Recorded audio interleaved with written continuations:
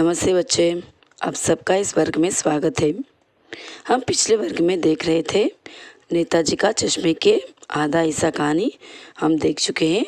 आज हम देखेंगे और बाकी हिस्सा की कहानी, यानी नेताजी की आंख पर चश्मा नहीं था, यानी वो बिना चश्मे के नहीं थे, लेकिन वह चश्मा संगमरमर की नहीं थी।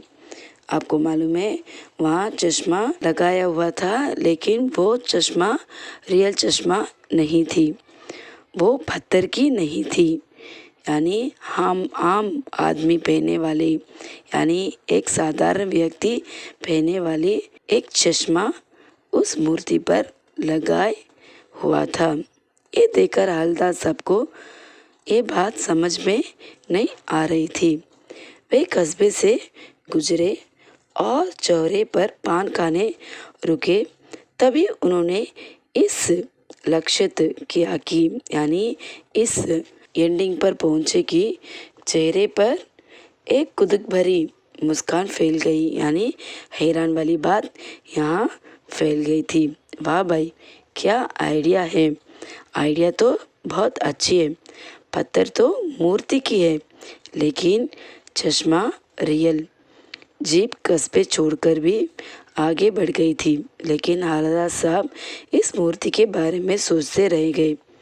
अंतिम में वो इस निष्कर्ष पर पहुंचे कि बिल्कुल, यानी इस कुल मिलाकर कस्बे के लोगों ने इन मूर्तियों का प्रयास कर रहा है, यानी ये एक मज़ा की चीज़ यहाँ हो चुकी है। यहाँ मूर्ति का रंग रूप यानी कद का नहीं है, कद का मतलब उसकी ऊंचाई लंबाई इसके बारे में नहीं है, लेकिन उस मूर्ति का भावना का वरना तो देशभक्ति का आजकल मजाक की हुई चीज़ हो रही है। ये सोचकर हवलदार साहब यहाँ बहुत दुख हो जाते हैं। दूसरी बार जब हवलदार साहब उधर से गुजर रहे तो इन्होंने मूर्ति में कुछ अंतराय दिखाई दिया, इसीलिए उस मूर्ति को वो ध्यान से देख पा चुके थे, यानी चश्मा दूसरा था। पहले मोटे वाली फ्रेम यानी चौकोर की चश्मा था, यानी स्क्वायर टाइप की चश्मा था। अब तो फ्रेम गोला चश्मा है, यानी यहाँ फ्रेम तो बदली करके रख गए थे। हवलदार साहब को खुद और बड़ा वो कहने लगे कि उन्हें बहुत दुख लगा इन बात को देखकर। वे बहुत हैरान हो गए। वे पान वाले से बोले कि क्या आइडिया है, मूर्ति को तो कपड़ा नहीं बदल सकते, लेकिन चश्मा तो कभी भी बदली कर सकते हैं। और तीसरे बार वे वहाँ से गुजरे तो भी तब भी देखा तो उसमें भी नया चश्मा लगाया हुआ था। हवलदार साहब को ये आदत पड़ गई थी, जब जब वे कस्बे से गुजरते समय चौराहे पर रुकना और पान खाना और मूर्ति को ध्यान से देखना। एक बार उनसे रहा नहीं गई, यानी उनकी दुर्मानिय हो उठा। वे सोचने लगे हम जरूर इन चश्मे के बारे में पूछना ही चाहिए, इसीलिए पान वाले से पूछ लिया, क्या भाई, क्या बात है, ये तुम्हारी नेताजी का चश्मा हर बार बदली कैसे जाता है। ये पान वाले ने बहुत मजाक से, यानी उसकी आंखों ही आंखों में वो हंसने लगा और उन आदमी की तरफ देखने लगा, यानी हवलदार साहब की ओर देखकर बोलने लगा, एक काम करने वाला एक आदमी है, उसका नाम है कैप्टन। वही हर दिन यानी कभी कभी इन चश्मा को बदली कर देता है। हवलदार साहब को ये बात समझ में नहीं आई। चश्मा चेंज करने वाला एक व्यक्ति है, उसका नाम है कैप्टन, यही उनको मालूम हो रहा था। और पान वाले ने उसे बताने लगे कि यानी हवलदार साहब को बताने लगे कि वे एक कैप्टन का आदमी है, यानी उसका नाम कैप्टन है। वो अपनी छोटी सी दुकान रखा हुआ है, उससे चश्मा बेचता है। तब उनके कस्टमर आकर उन्हें चश्मे के बारे में पूछते हैं तो वो क्या कर देता है, उस चश्मे को बदली कर कर यानी नेताजी की मूर्ति पर रखी मूर्ति की चश्मा को अपने कस्टमर को दे देता है और अपनी दुकान से उपलब्ध हुए कुछ भी एक चश्मा को उसमें फिट कर देता है। अब हवलदार साहब को कुछ बात समझ में आ गई, यानी इस कस्बे में एक कैप्टन का नाम का एक आदमी है। वो नेताजी के बिना चश्मे की मूर्ति को उसे अच्छा नहीं लग रहा था, ये काम उसने कर दिया है। यानी चश्मा बिना चश्मे के नेताजी असुविधा हो रहे हो, इसीलिए अपनी छोटी सी दुकान से वो एक फ्रेम निकालकर अपनी कस्बे के मूर्ति पर फिट कर देता है। तब उनके कस्टमर आते हैं तो उसकी जिगर यानी उसकी दरकार कर रहे तो वो उस चश्मा को दे देता है और उसमें दूसरा फ्रेम वाला चश्मा वहाँ फिट कर देता है। लेकिन हवलदार साहब को ये भी समझ में नहीं आ रही थी, इसलिए पान वाले से पूछा, एक बात अभी भी समझ में नहीं आ रही है भाई, नेताजी का ओरिजिनल चश्मा कहाँ गया? तब पान वाले ने दूसरा बार आंखों ही आंखों में हंसने लगा और बोलने लगा, मास्टर बनाना भूल गया होगा। ये तो पान वाले के लिए एक मजेदार बात थी, लेकिन हवलदार साहब के लिए चकित और द्रवित करने वाली बात थी। यानी इन्हीं बहुत हैरान वाली बात और दुख की बात हवलदार साहब को उन बातों में यानी पान वाले के बातों से मालूम हुआ था। पान वाले ने इन मूर्ति के बारे में यानी चश्मा के बारे में बोलने लगा।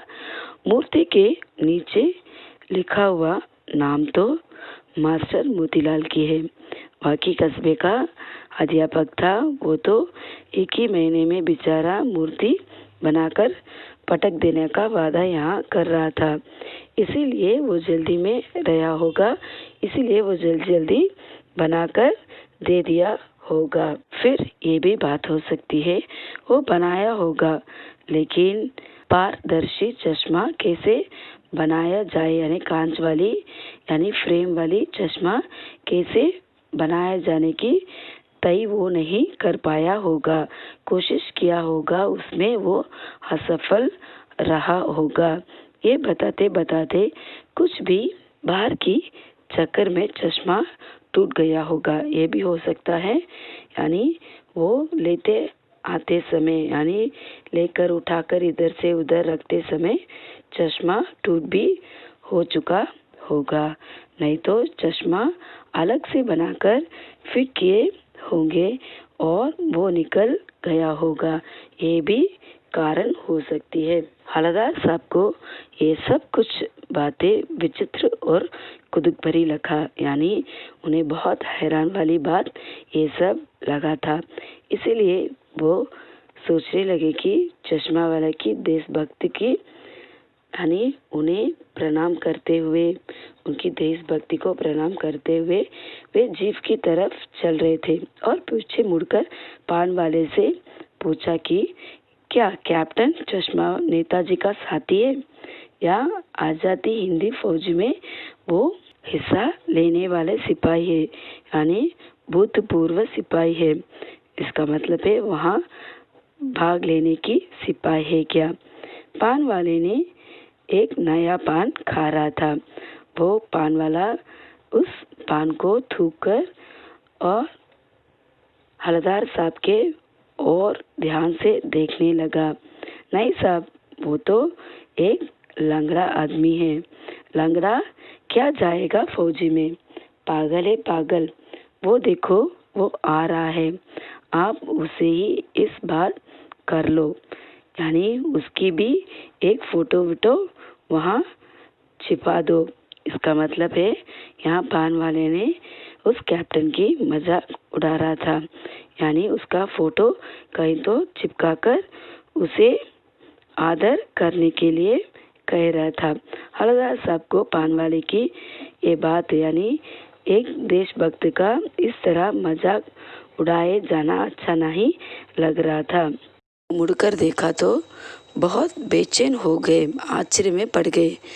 वे तो एक बूढ़ा मरियला सा लंगड़ा आदमी, सिर पर गांधी टोपी और आंखों पर काला चश्माया लगाया, एक हाथ में एक छोटी सी संदूक यानी बॉक्स रखे हुए और दूसरे हाथ में एक बांस पर टांगे बहुत से चश्मे लेकर वो अभी अभी एक गली से निकला था। यानी एक गली से निकलकर वहाँ आराम करने के लिए वो चौरे पर आ गया था। वहाँ एक दुकान के सहारे पर उस बांस को ठीक रहा था। अभी इसे देखकर हवलदार साहब को ये बात मालूम हो चुकी है, ये बेचारा का एक दुकान भी नहीं है, ये फेरे लगता है। यानी ये अपने बांस में टंगाए हुए चश्मे यहाँ हुआ लेकर घूमता रहता है। अब हवलदार साहब पान वाले से और एक प्रश्न पूछने लगे, इस कैप्टन को क्यों इस नाम से पुकार रहे हैं? इसका वास्तविक नाम है या आप मजाक से इनको कैप्टन कह के पुकार रहे हैं? लेकिन पान वाले ने साफ बता दिया, उसके बारे में अब कुछ भी नहीं बताने को तैयार था। यहाँ ड्राइवर भी बहुत बेचैन हो चुका था, काम भी बहुत थी, इसीलिए हवलदार साहब ने जीप में बैठकर चले गए। फिर से 2 साल तक हवलदार साहब ने अपने काम के सिलसिले में कस्बे में से गुजर रहे थे, यानी कस्बे के ओर से गुजर रहे थे और मूर्ति को देखा तो मूर्ति में हर बार वहाँ फ्रेम चेंज हो रही थी, यानी मूर्ति के चश्मा वहाँ चेंज हो रही थी।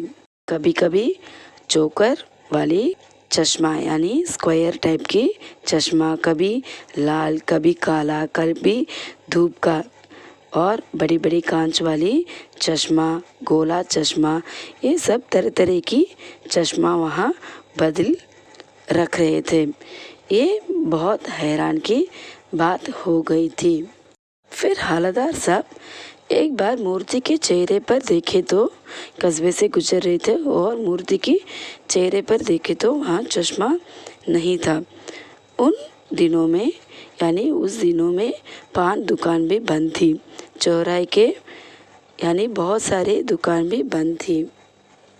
ये देखते हुए हवलदार साहब वहाँ से गुजर रहे थे और अगली बार वो मूर्ति को देखे तो मूर्ति की आंखों पर चश्मा नहीं था। हवलदार साहब ने पान खाया और धीरे से पान वाले से पूछने लगा, क्या भाई क्या बात है, आज तुम्हारे नेताजी के आंखों पर चश्मा नहीं है? पान वाला बहुत उदास हो गया।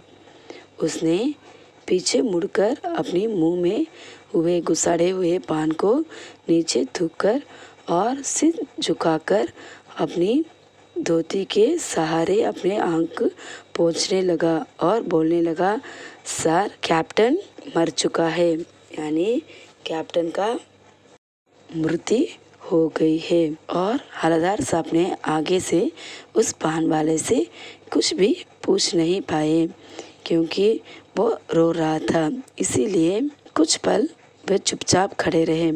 फिर पान के पैसे चुकाकर जीप में आ बैठे और रवाना हो गए।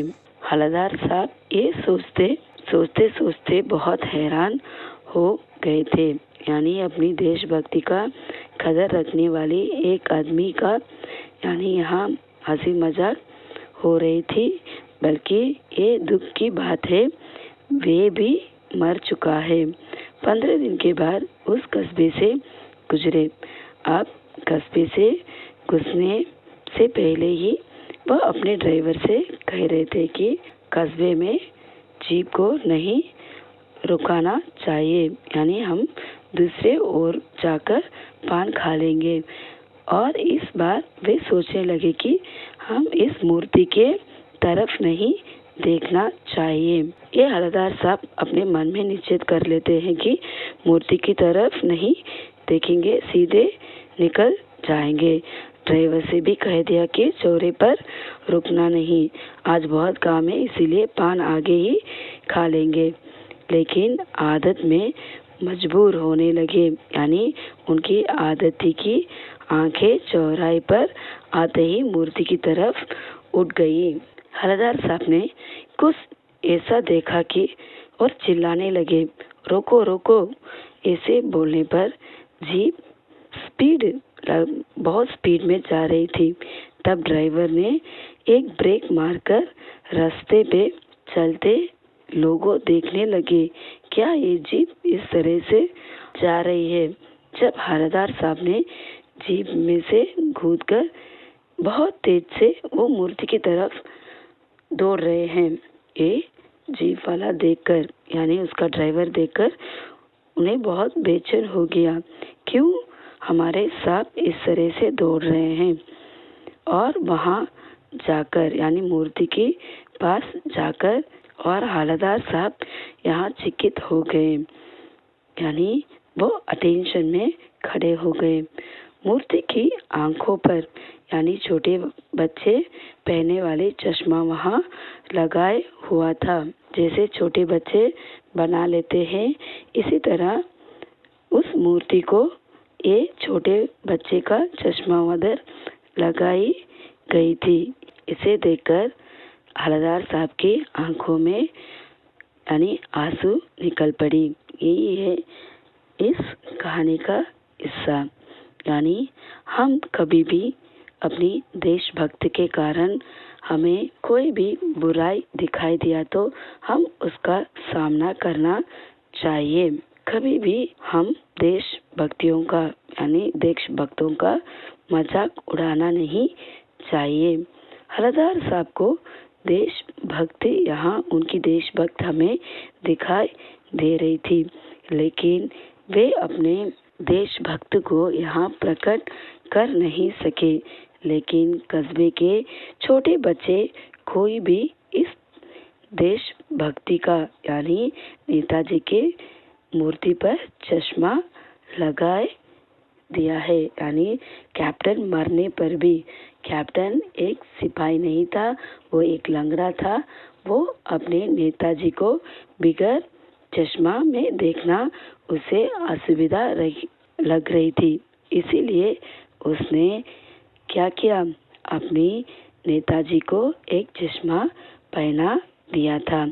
लेकिन उसके मरने के बाद उसमें कोई भी चश्मा नहीं लगा रहे थे। लेकिन अंत में छोटे बच्चे की चश्मा लगाए हुआ तो हवलदार साहब, वहीं उन्हें मालूम हुआ कि देशभक्ति में कोई भी एक आदमी अपने देशभक्ति के लिए कुछ भी कर सकता है।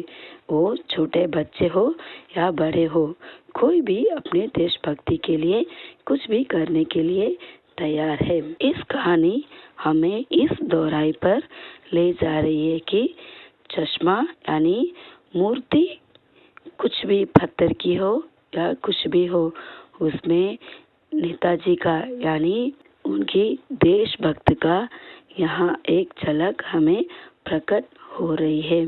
आप हवलदार साहब कभी भी उस कस्बे से गुजरते समय इस मूर्ति को देख रहे तो उसमें एक ही चश्मा वहाँ दिखाई देता होगा।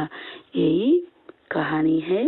इस कहानी के दौर में हम यहाँ 3 प्रश्न देखेंगे। इस 3 प्रश्न के बाद आपको मालूम हो जाएगी इस लेसन का क्या तात्पर्य है, यानी इसका सारांश आपको बहुत अच्छे तरीके से मालूम हो जाएगा। अब हम प्रश्न और उत्तर के ओर चलेंगे। हवलदार साहब जब पहले बार इस कस्बे से गुजरे और चौराहे पर पान खाने रुके तब उन्होंने इस लक्षित किया कि और अनेक चेहरे पर एक कुतूहल भरी मुस्कान फैल गई। यानी उन्हें मालूम हो गया कि उनको ये भी हैरान की बात हो चुकी थी। क्या हो चुकी थी? जब वहाँ चश्मा तो रियल था, यानी मूर्ति संगमरमर की पत्थर की थी, लेकिन वहाँ की चश्मा रियल थी। ये देखकर उनको हैरान की बात यानी हैरान की एक मुस्कान वहाँ फैल गई थी। इस पर हम पहले प्रश्न को देखेंगे। हलदार साहब ने पहली बार कस्बे से गुजरते समय किस बात की लक्षित किया?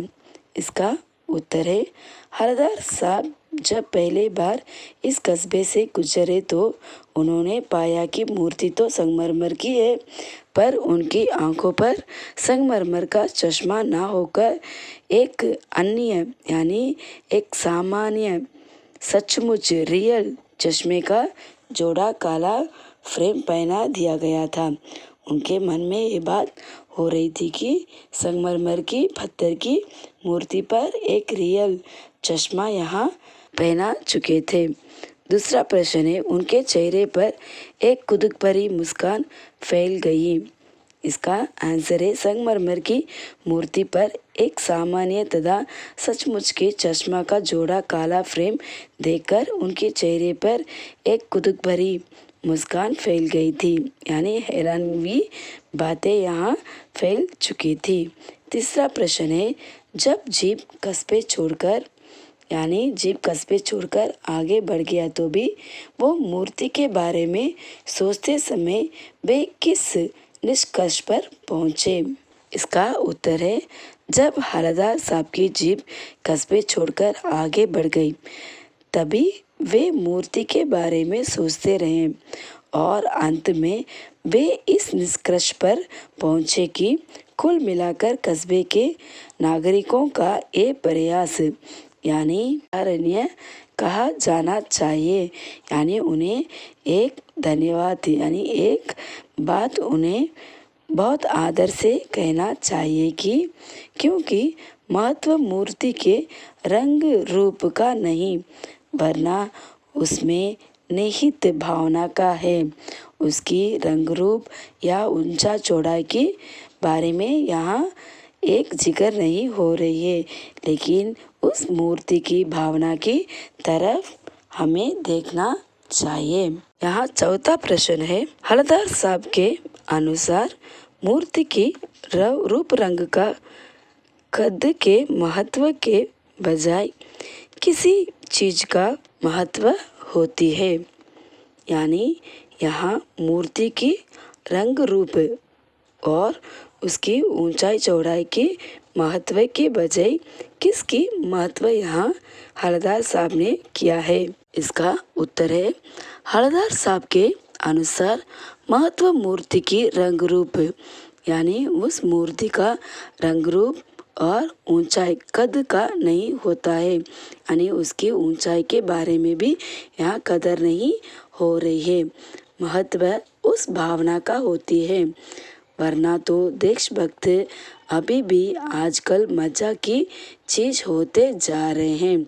उनकी दुख की बात यही है कि आजकल के नौजवानों यानी आजकल के लोगों के मन में एक देशभक्त की मजाक यहाँ उड़ाने जाने वाली बात यहाँ हो रही है। इसीलिए उनके चेहरे पर एक कुतूहल भरी यानी हैरान की बात फैल चुकी थी।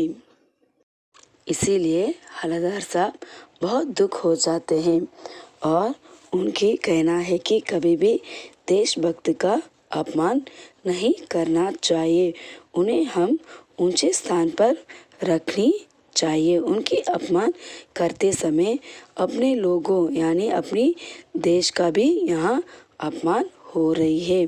इस प्रश्न के दौर हमें हलदार साहब की एक कुतूहल भरी मुस्कान के बारे में हमें पता चल गया है।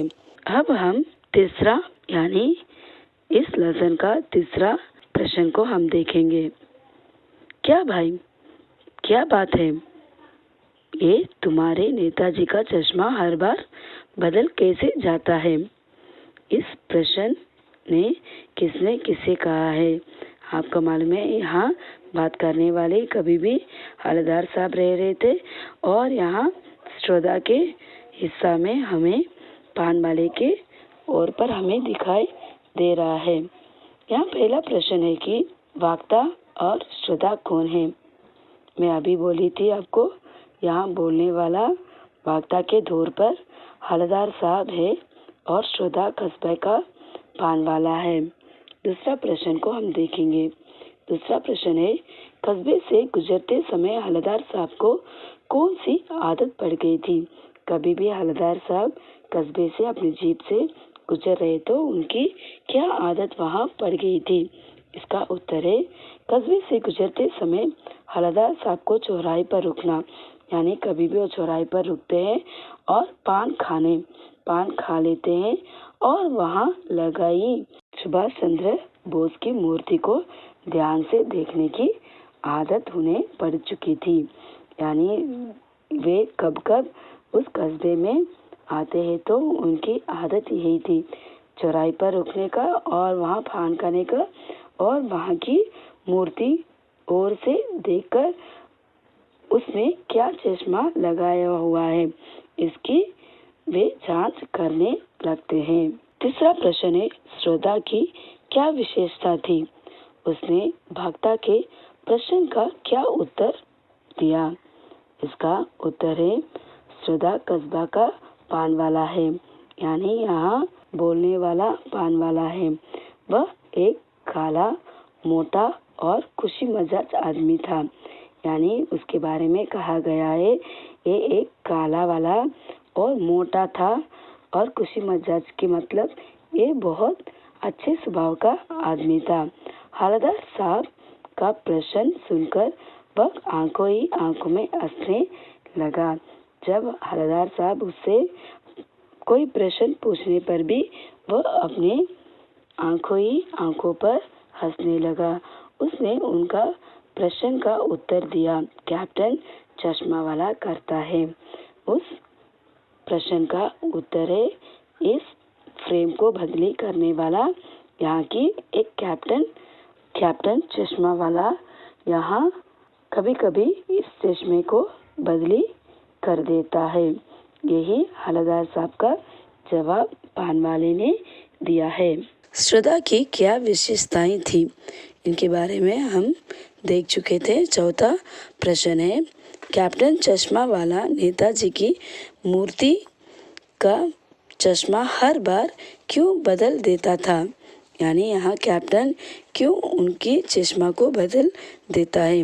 कैप्टन चश्मा वाला एक गरीब और चश्मा वाला था। वे फेरे लगाकर चश्मा बेच रहा था। वह नेताजी की मूर्ति पर चश्मे का फ्रेम लगा देता था। जब कोई ग्राहक यानी उसकी कस्टमर आकर मूर्ति पर लगाए जैसे फ्रेम की मांग कर रहे तो वह मूर्ति पर लगाए फ्रेम उस कस्टमर को दे देता है, यानी ग्राहक को दे देता है और वह कोई दूसरा फ्रेम वहाँ लगा देता है। यही पान वाले ने चश्मे वाले के बारे में कहा था। ये बात हवलदार साहब ने सुनकर बहुत आश्चर्य में पड़ गए। इस प्रश्न में नेताजी का हर बार चश्मा कैसे बदली हो जा रही है, इसके बारे में हवलदार साहब को ये जानकारी मिल चुकी थी। हम तीसरा प्रश्न को देखेंगे। पान वाले के लिए ये एक मज़ेदार बात थी, लेकिन हवलदार साहब के लिए चकित और द्रवित करने वाली बात थी। इसके लिए आपको यहाँ 4 प्रश्न पूछा गया है। इसका प्रश्न और उत्तर हम देखेंगे।